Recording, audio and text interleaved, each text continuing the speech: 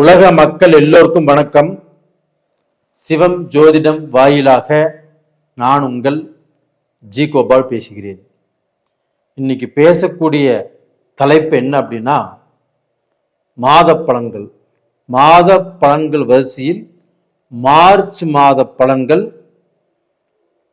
கன்னி ராசிக்காரங்களுக்கு எப்படி இருக்கும் அப்படிங்கிறத இந்த வீடியோ மூலியமாக நம்ம தெளிவாக சொல்ல போகிறோம். இப்போ கன்னி ராசிக்கு இப்போ கிரகங்களை நம்ம ஆராய்ந்து பார்த்ததில் சுக்கிர பகவானுடைய அந்த உச்ச பலம், சுக்கிர பகவானுக்கு 7ஆம் இடத்தில் அந்த சுக்கிரன் இருக்கிறாங்க, குருவுடைய வீட்டில். அது உச்சமாக இருக்கிறாங்க. அப்போ பார்த்தீங்கன்னா, இந்த சுக்கிர பகவான் கன்னி ராசிக்காரங்களுக்கு 2ஆம் இடத்து அதிபதி, அது போக 9ஆம் இடத்து அதிபதி. எந்த ராசிக்காரராக இருந்தாலும் அவங்களுக்கு 2ஆம் இடம் இல்லைன்னா 11ஆம் இடம் இது நல்லா இருக்கணும், இல்லைன்னா அதனுடைய தசை நடக்கணும், இல்லை அந்த கிரகத்தை குரு பார்க்கணும், இல்லை அந்த கிரகம் நின்ன ஸ்தானம் நல்லா இருக்கணும். அப்போ உங்களுக்கு சுக்கிர பகவான் உச்சமாக 7ஆம் இடத்துல இருக்கிறாங்க. அது போக பாக்யாதிபதி சுக்கிர பகவான் தான். அப்போ உங்களுக்கு தனாதிபதியும் பாக்யாதிபதியுமான சுக்கிர பகவான் 7ஆம் இடத்தில் உச்ச பலமாக அந்த 7ஆம் இடத்தில் இருந்து 7ஆம் பார்வையாக கன்னி ராசியவே பார்க்குறாங்க. இதுதாங்க ஒரு அதிர்ஷ்டமான நேரம் அப்படிங்கிறது இதுதான். அப்ப இந்த டயத்துல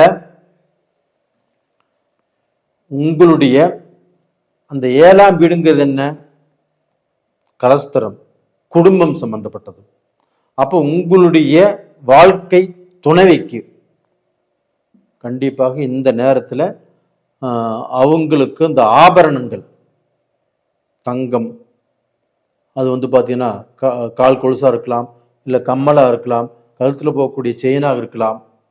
இது மாதிரி பார்த்தீங்கன்னா எத்தனை பவுன் நீங்கள் அடகு வச்சிருந்தாலும் இந்த பீரியடில் அதை ரிலீஸ் பண்ணி உங்களுடைய மனைவிக்கு கொடுத்து உங்கள் மனைவி மூலியமாக உங்களுக்கு சந்தோஷம் கிடைக்கும்.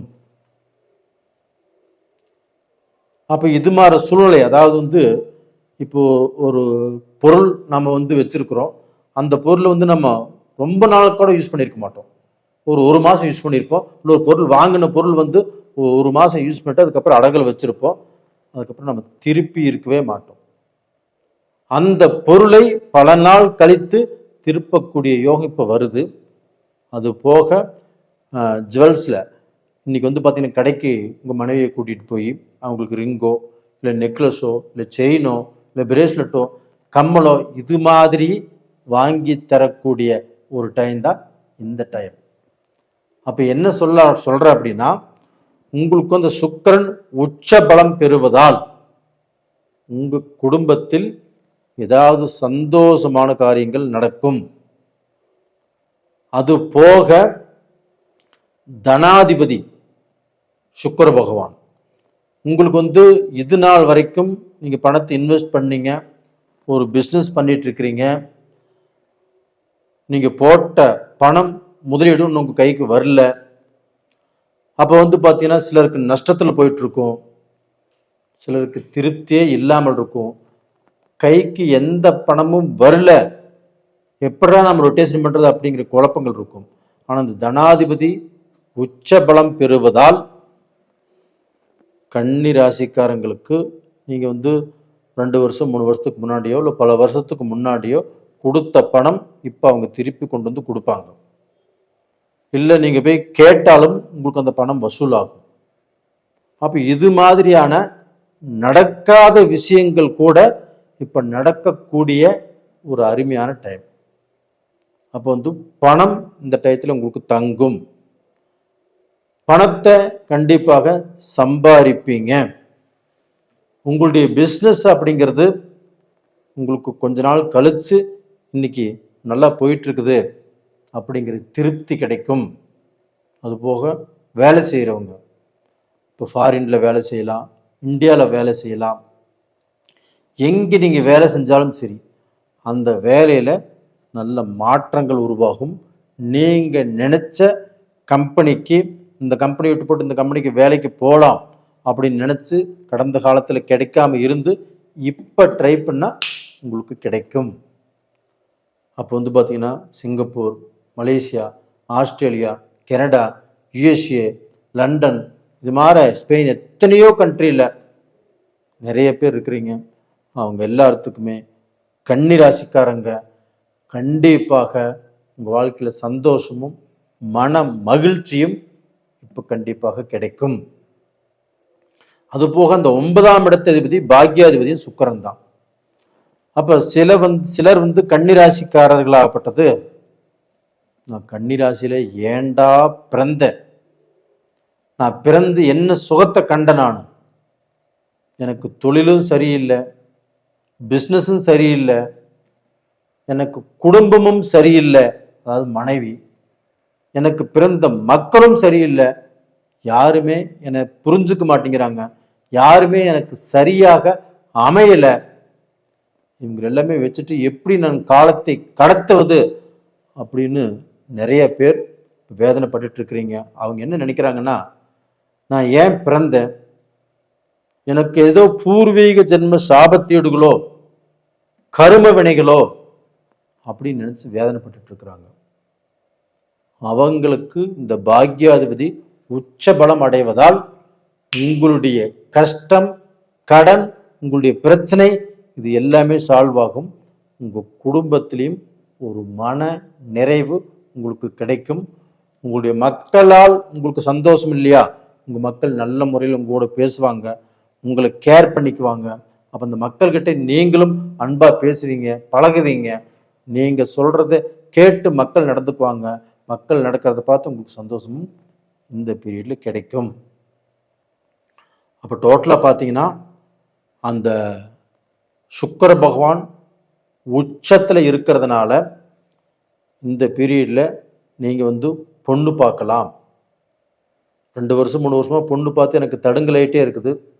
பார்த்த பொண்ணும் சரியா அமையல, பேசி வச்ச பொண்ணும் அவங்க பார்த்தீங்கன்னா பிரேக் பண்ணிட்டாங்க. அதே சமயத்தில் ரிலேஷன்ஷிப்புமே எங்களுக்கு திருப்தியா அமையல. இது மாதிரி கன்னிராசியில் பிறந்து நிறைய வருத்தங்கள் பட்டு விரக்தியில் இருக்கக்கூடிய உங்களுக்கு இந்த பீரியட்ல சுபகாரியங்கள் நடக்கும். சுபகாரியம் என்ன, கல்யாண கங்கண காரியங்கள் கண்டிப்பாக நடக்கும்.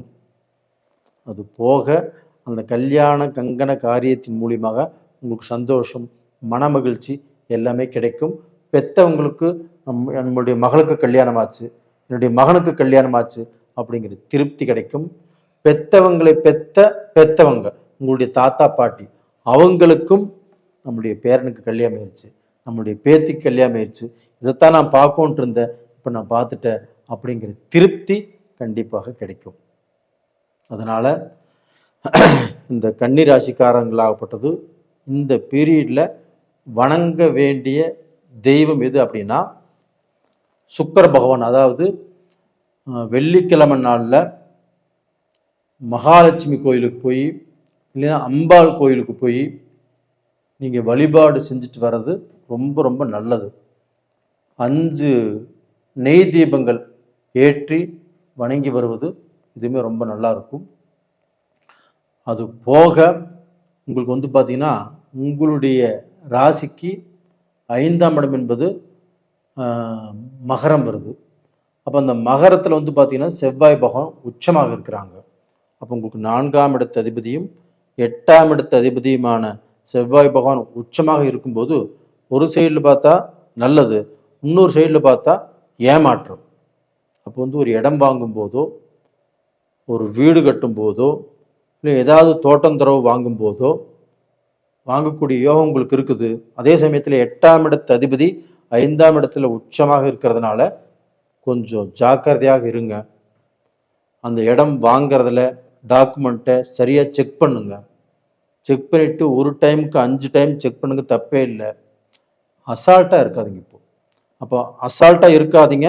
இப்போ இந்த செவ்வாய் உச்சமாக இருக்கிறதுனால நீங்கள் வேகமாக எதையுமே படித்து பார்க்காமல் அதெல்லாம் கரெக்டாக இருக்கும் அப்படின்னு நம்பி சைன் பண்ணிடுவீங்க.